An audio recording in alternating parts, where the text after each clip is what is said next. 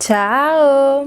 Io sono Sonia ed eccoci finalmente alla seconda parte del tutorial della maschera della principessa Mononoke. Grazie infinite a tutti quanti per aver visto la parte 1 e anche per aver visto l'ultimo video. Se ve lo siete perso ve lo lascio in descrizione. In questo video vi mostrerò come l'ho colorata.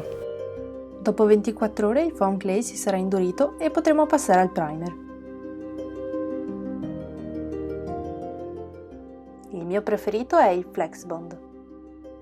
Lo applico con un pennello piatto e soprattutto con le setole morbide. Più le setole sono morbide e meno si vedranno i segni delle pennellate sulla superficie. Io faccio del mio meglio, però è impossibile eliminare completamente i segni delle pennellate. La cosa migliore che potete fare è tenere sempre bagnata la punta del pennello con dell'acqua. Io preferisco fare degli strati sottili e magari farne di più. E bisogna sempre aspettare che lo strato precedente sia asciutto prima di farne un altro.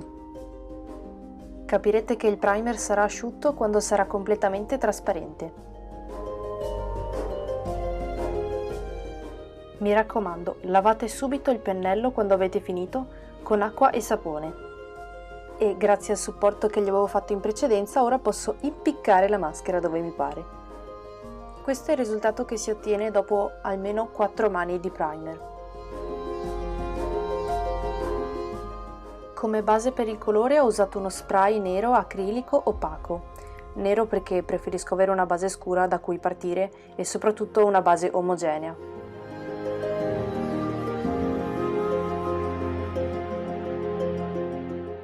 Per dipingere ho usato questo pennello con la punta rotonda e con le setole morbide. Utilizzo i colori acrilici in tubetto e incomincio con un rosso scuro. E con il pennello appena sporco di colore inizio a picchiettare. Questa tecnica consiste nel picchiettare con il pennello asciutto appena sporco di colore e picchiettare e picchiettare e picchiettare per il resto della tua vita. E stavo per morire. A parte gli scherzi, questa tecnica richiede molto tempo. È solo una scelta che si può fare stilistica, in realtà potete colorare come preferite, in qualsiasi maniera, con le bombolette, oppure semplicemente facendo uno strato unico di colore. A me questa tecnica piace perché mi permette di fare delle sfumature molto carine. Partendo da un colore più scuro, passo a delle gradazioni sempre un po' più chiare.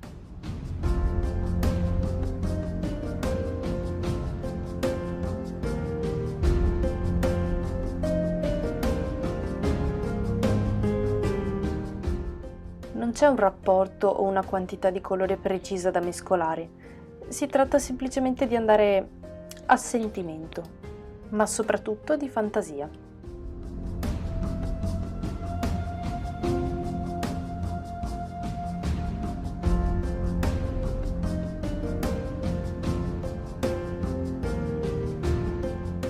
Tenete a mente che i colori acrilici quando asciugano tendono ad opacizzare e anche a diventare un po' più scuri. Inoltre per la maggior parte non sono molto coprenti.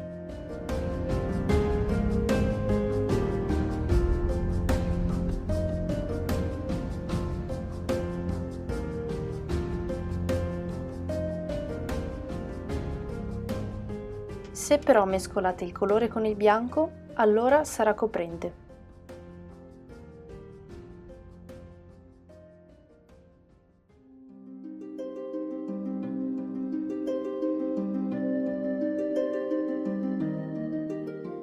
E ovviamente il colore sarà anche più chiaro.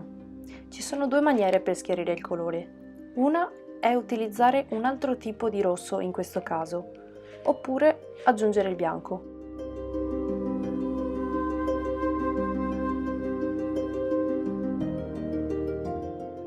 La differenza sarà che aggiungendo bianco il colore perde saturazione, mentre aggiungendo un colore più chiaro il colore rimane brillante e molto acceso. Anche qui non c'è una regola, dipende tutto dall'effetto che volete ottenere.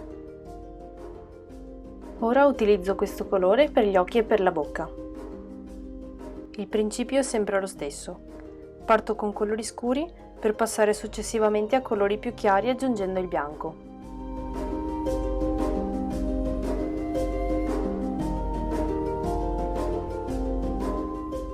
Qui ho cambiato pennello, che è lo stesso di prima, solo un po' più piccolo. Come vedete io qua ho fatto un po' un mischiotto, diciamo, nel senso che ho utilizzato sia due colori, uno più scuro e uno più chiaro, e poi ho aggiunto progressivamente anche il bianco.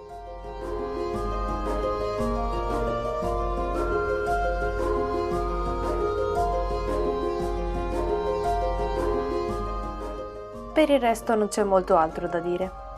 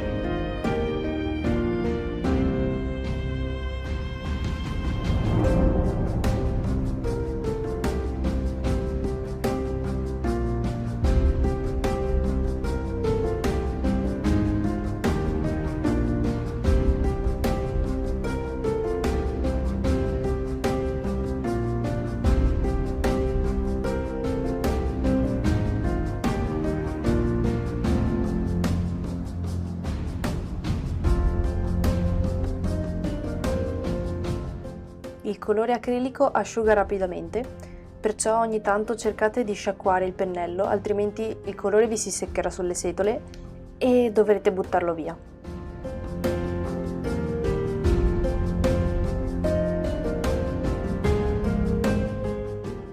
Per queste parti ho mescolato il nero con il bianco.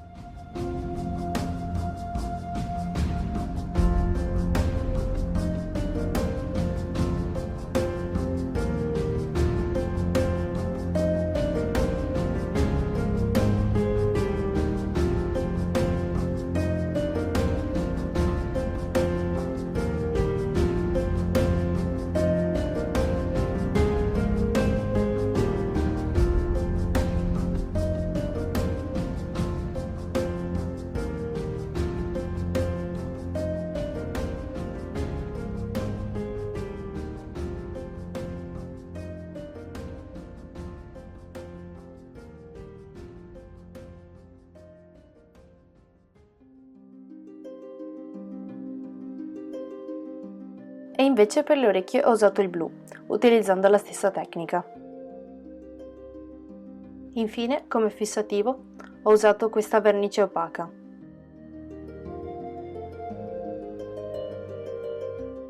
Ora, ovviamente, dobbiamo aggiungere il pelo. Ho disegnato queste forme sulla carta per aggiungerci il pelo tutto intorno alla maschera. Anche se in realtà Mononoke ha una specie di cappuccio, io ho preferito aggiungercelo soltanto intorno in modo da poter utilizzare anche questa maschera d'estate, quando magari è più caldo, e quindi non avere completamente il capo coperto. Avendo fatto attenzione alla direzione del pelo e dopo aver tagliato queste forme, le cucio tra di loro. Ho usato la stoffa doppia per dargli più spessore e per dare un effetto un po' più realistico. Ho lasciato un'apertura per avere la possibilità di girare il pelo dalla parte giusta.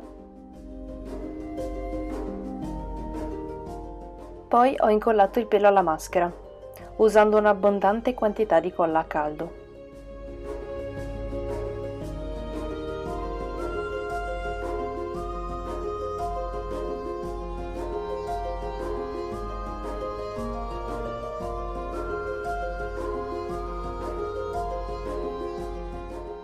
Poi io sono scema e mi sono completamente dimenticata dei segni che ci sono sugli occhi, perciò li ho fatti adesso.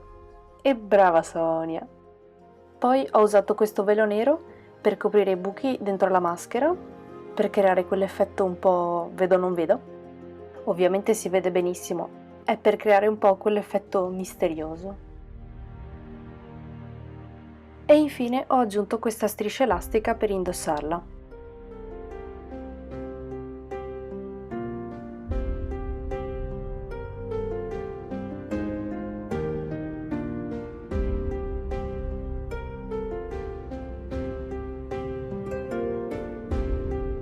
E questo è tutto. Vi ricordo che ogni materiale che ho usato è in descrizione e spero che oggi abbiate imparato qualcosa. Vi ricordo di iscrivervi al canale se non l'avete già fatto, mettere mi piace al video e di cliccare la campanellina delle notifiche, così ogni volta che esce un mio video non ve lo perdete. Per qualsiasi domanda scrivetemi nel mio profilo Instagram oppure qui sotto nei commenti e vi risponderò volentieri. Come potete notare, questa non è la stessa maschera che c'è nel video. Quella che c'è nel video l'ho venduta sul mio negozio di Etsy. Se volete farci un salto vi lascio il link in descrizione. Andate a vederlo. Mio negozio su Etsy. Vi ringrazio per essere arrivati fino a qui. Ci vediamo presto. Ci vediamo presto!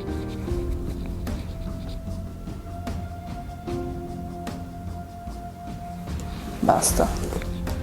Il mio gatto non si può far vedere.